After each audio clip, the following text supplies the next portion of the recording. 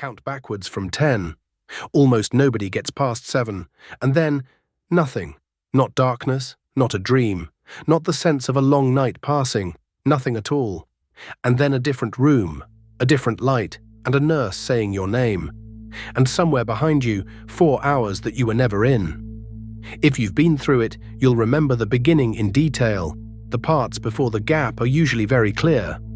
Someone finds a vein in the back of your hand. There's a cold feeling traveling up your arm and often a strange taste at the back of your throat. Metallic, or oddly like garlic.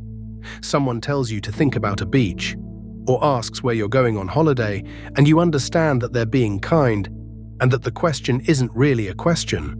The drug takes about 10 seconds. You will not get to the end of the sentence you were planning, and then the recording simply stops. If you have ever been under general anesthesia, you have already been to the strangest place a human being can go, and you almost certainly never thought about it again. You woke up, you were sore, someone brought you toast, and the hole in your own life closed over so smoothly you never looked into it.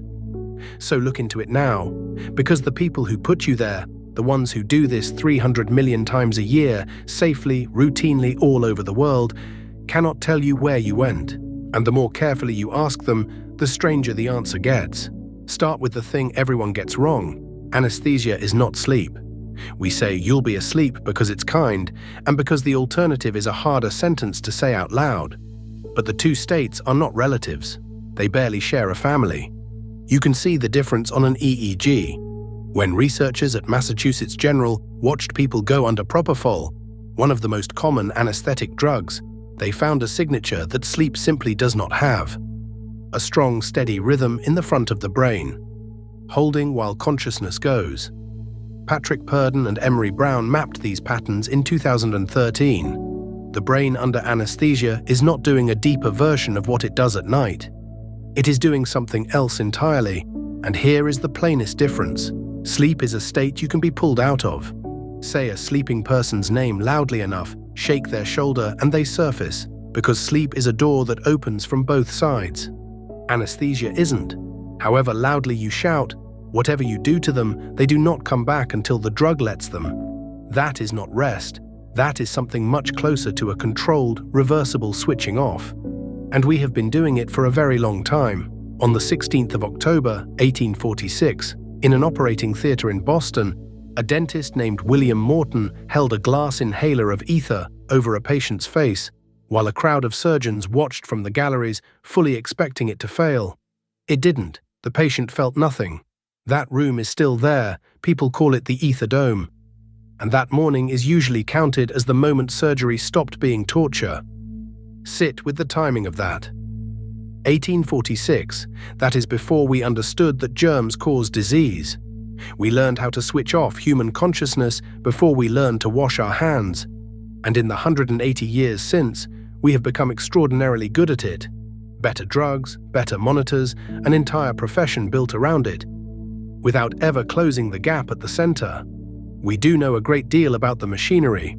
Propofol works largely on a receptor called GABA-A, the brain's main brake. Push on that brake hard enough, and neurons across the brain stop passing messages the way they normally do. We can name the molecule. We can name the receptor. We can predict the dose for your body weight to a fine margin. What nobody can tell you is why interrupting those signals takes away the experience. Why the lights go out rather than simply dimming. We understand the switch perfectly. We do not understand what it is connected to, which brings us to the part that people find hard to describe, and which is the real reason this stays with you. Under anesthesia, time does not pass. Think about how sleep actually feels. Even after a dreamless night, you wake with some sense that duration happened, a weight, a distance between last night and this morning. Under general anesthesia, there is no distance. There is no gap that feels like a gap. The 4 hours are not a blank stretch of experience you can't recall. There was no experience there to recall. For those hours, as far as you are concerned, you are not anywhere. It is the closest thing to non-existence that you can walk away from. And then there is the finding that complicates all of it. In surgery, patients are often given a drug that paralyzes the muscles. It makes the operation possible. But it also means that a person who was awake would have no way at all to tell you. No movement, no sound, nothing. So anesthetists devised a way around it, and it is beautifully simple.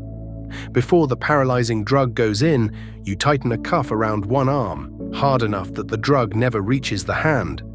Everything else is still. That one hand can move. It's called the isolated forearm technique, and during the operation, somebody leans over the patient and says, "Squeeze my hand if you can hear me." In 2018, a team led by Robert Sanders gathered every study that had done this, 22 of them, 1,131 patients, and counted. Across induction and maintenance of anesthesia, 393 of them squeezed, 35%, more than 1 in 3. Now hold on, because this is where it gets genuinely strange rather than simply frightening. Almost none of those patients remembered it. They responded to a human voice, understood a sentence, and performed a deliberate action, and then walked out with the same seamless hole in their life as everybody else. Whatever was there to hear the question did not survive to tell anyone about it, and anesthetists still argue, seriously and publicly, about what that response even means, because it forces apart 3 things you have never had any reason to separate: being conscious, being connected to the outside world, and remembering. You experience those as one thing, as simply being you, awake, in a room. Anesthesia peels them apart and moves them independently. You can be unresponsive and not unconscious. You can be present and never know it, because nothing was written down. There is a paper in the field titled exactly that. Unresponsiveness is not the same as unconsciousness. Even coming back is stranger than it sounds. You might assume emergence is just induction played backwards. The drug leaves, the levels fall, and you retrace your steps up into the light. It isn't. Researchers tracking the brain on the way out have found a distinct transitional state just before a person becomes responsive again, and the route back is not the mirror image of the route in. Going under and coming back are 2 different journeys. You do not return the way you left. So let's put a number on the frightening version, honestly, because the number matters. Sometimes a patient is genuinely aware during surgery. The Royal College of Anaesthetists ran the largest study of this ever attempted, a national audit across every hospital in the UK and Ireland. They found accidental awareness in roughly 1 in 19,600 anaesthetics. Where a paralyzing drug was used, about 1 in 8,000. Where it wasn't, about 1 in 136,000. Which means, plainly, this is rare. Modern anesthesia is one of the safest things medicine does, and the people who administer it are watching for exactly this. That is not the unsettling part of this story. The unsettling part is what the same report admitted about the science underneath. Buried in that audit is a quiet, remarkable sentence. The reason we cannot fully prevent awareness, the authors note, is not only a matter of drugs or monitors. It is that the field lacks a working model of consciousness. There is no agreed answer to the question of what consciousness is, and so no way to build an instrument that reliably measures whether it is present. Sit with the size of that. Every day, in every country, we take the thing that makes a person, we switch it off with a syringe. We do delicate work inside the body while it is gone, and then we bring it back, hundreds of millions of times a year, reliably, safely, and we cannot say what it is that we are switching off. This is why anesthesia has quietly become one of the most important instruments in neuroscience. It is the only off switch we have ever found for the self. Not sleep, which is a dimmer. Not a coma, which we cannot control. A clean, repeatable, reversible off. The only tool that lets researchers watch consciousness, leave a living brain and come back, and take measurements while it happens. And you have already been the experiment. Most people watching this have a gap in their own timeline. An afternoon they did not spend anywhere, and then they got dressed and went home and stopped at the shop on the way. That is the part that should stay with you. Not that it's frightening, that it isn't. We cross the edge of the self on a routine Tuesday morning in a building with a car park and a vending machine, and we treat it as unremarkable because the person who could have found it remarkable was, for those few hours, not there.